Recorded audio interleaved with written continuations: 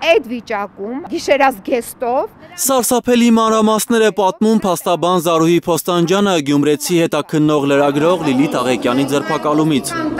5 շաբթի 8 ոստիկաններ ներխուժել են լրագրողի բնակարան, ձեռքերը ոլորել, բիրտ ուժով բերման ենթարկել, գիշերազգեստով, հողաթափերով տարել ոստիկանության Կումայրի բաժին։ Կումայրի բաժանմունքում արդեն հավանաբար ինքը այդտեղ իր գլխին հարված է ստանում, որովհետև միանգամից արդեն Կումայրի բաժանմունքում նրա առողջական վիճակը վատանում է։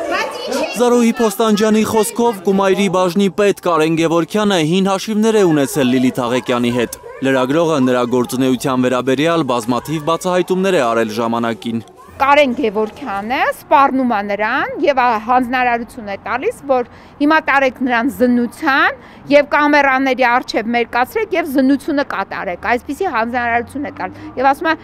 նաեւ սպառնում է խոսքերով Լիլիթ Աղեկյանին։ Եթե իրավապահ մարմինները եւ ՆԳՆ-ն այդքան արդար է, թող հիմա հանի, որովհետև ամբողջ այդ տարածքը տեսաձայնագրվում է։ Փոստանջյանը պատմում է, որ Աղեկյանին հիվանդանոց հետազոտության են տարել ձեռնաշխտաներով։ Այնտեղից նույն գիշերազգեստով ու հողաթափերով տեղափոխել են ձերբակալվածների պահման վայր։ Ես այսօր Լիլիթից ճշտեցի, որ ինքը մի քանի օր փաստացի հաց չի կերել, սնունդ չի ընդունել եւ վախեցել է ջուր խմի, որ իրեն չթույնավորեն։ Բարի երեկո սիրելի հայրենակիցներ։ Հետաքննող լրագրողի նկատմամբ քրեական վարույթ է նախաձեռնվել 1 ամիս առաջ դատարանում դատավոր Հայկ Աղաքարյանին կոռուպցիոներ անվանելու համար։ Բանն այն է, որ Լիլիթ Աղեկյանը ԿԳՄՍ նախարարին է ներկայացրել Շիրակի դպրոցներից մեկի տնօրենի յուրացումներն ու պաշտոնեական կեղծիքները բացահայտող փաստեր։ Դպրոցի տնօրենին ազատել են աշխատանքից, նա էլ դատի է տվել լրագրողին զրպարտության համար։ Մենք հերթական նիստին ենք գտնվել շուրջ 1 ամիս առաջ դատարանում, որտեղ Լիլիթ Աղեկյանը այդ տնօրենին խոսքեր է ասել, այո, ասել է, որ կոռումպացված ես, ասել է, որ հախեք, հավաք է, չէ, հենց այդ կնոջը, եւ նաեւ դատավորին է ասել, որ դուք եք կոռումպացված։ Դրա համար Լիլիթ Աղեկյանի նկատմամբ դատավորը իր գործառույթը կատարել է, սանկցիա է կիրառել։ Դրանով ավարտվել է։ Թվում է, թե դատական սանկցիայով միայն պիտի փակվեր հարցը, բայց ոչ, ինչ որ ոստիկան նրա դեմ հայց է ներկայացրել, իբրև ապացույց ներկայացնելով դատարանում արված ձայնագրությունը։ Լիլիթ Աղեկյանը 1 ամսով կալանավորվել է, նա մեղադրվում է խուլիգանության համար։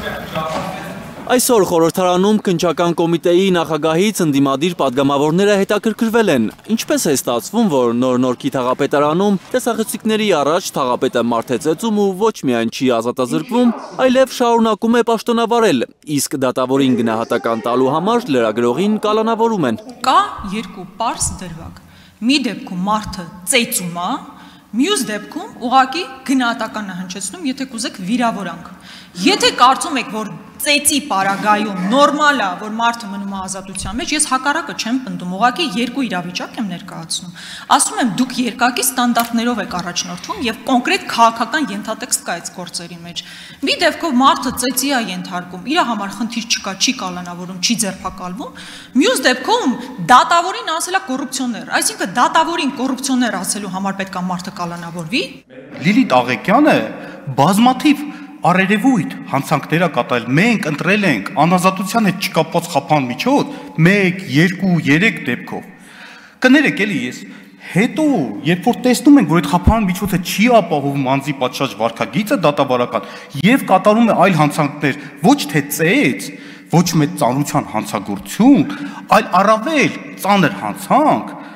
դատանի նկատմամբ անհարգալից վերաբերմունք, դատավարության մասնակիցներին խուլիգանություն եւ այլն, որ մեղսագրում ենք։ Մենք առաջի անգամ հանցանք կատարած անձի մասին չի խոսքը։ Մենք հարկադրված տեսնում ենք, որ դա չի երաշխավորում անձի վարքագիծը։ Հիմա սրանք եւ այն առաջի դեպքը կարծում եմ նույնական չէ։ Քննչական կոմիտեի նախագահի այս հայտարարությունը լսել է Զարուհի Փոստանջյանը։ Զարմացած չէ, որ Արթուր Պողոսյանը բանից բեխաբար է։ Իր ձեռքում է Լիլիթ Աղեկյանի գործով հանրային հետապնդման մասին քննիչի որոշումը։ Կարդում է. Լիլիթ Հրաչի Աղեկյան չդատված։ Հիմա այս Պողոսյանին տղա ջան, քո հետ այլ կերպ չի կարելի խոսել, որովհետև այդ ամբիոնից, որ դու հայտարարություն ես արել, քեզ միայն կարելի է այդպես նաև դիմել, տղա ջան։ Այս փաստաթուղթը, որ կազմվել է ամսի 8-ին, մայիսի 8-ին ամենաթարմ փաստաթուղթն է, այդ երբ է հասցրել, քո կարծիքով Լիլիթ Աղեկյանը մեղավոր ճանաչված լինել դատական ակտով, թե դու թերուս ես, թե դու դիտավորյալ ես արել այսպիսի հայտարարություն, թե փորձում ես մանիպուլացնել կամ պատվեր կատարել։ Քննչական կոմիտեի նախագահի սկանդալային հայտարարությանը հենց խորհրդարանում հակադարձել է Հայաստան խմբակցության մեկ ուրիշ պատգամավոր։ Ագնես Ախամոյանն է հիշեցրել Պողոսյանին, որ մարդուն կարելի է հանցագործության համար մեղադրել, եթե կա դատարանի ուժի մեջ մտած վճիռ։ Դուք ասում եք, որ խարդախության մեջ է մեղադրվում, դատավորի նկատմամբ անհարգալից վերաբերմունք, երկու դրվագներով է գործը։ Պարոն Պողոսյան, մենք երկրի ղեկավար ունենք, վարչապետի պաշտոնը զբաղեցնող անձնավորություն ունենք, ով դատավորներին ասել է վնգստացողներ, հասկանում եք։ Երկրի ղեկավարը դատավորին ասում է վնգստացող, բայց էդ էլ քիչ է, կոչ արել, լինելով վարչապետ, արգելափակել դատարանների մուտքերը եւ ելքերը։ Ուզում եմ հասկանալ, խոչընդոտելը Լիլիթ Աղեկյանի, լրագրող Լիլիթ Աղեկյանի դատարանի դալիճում արված տեսանյութն է,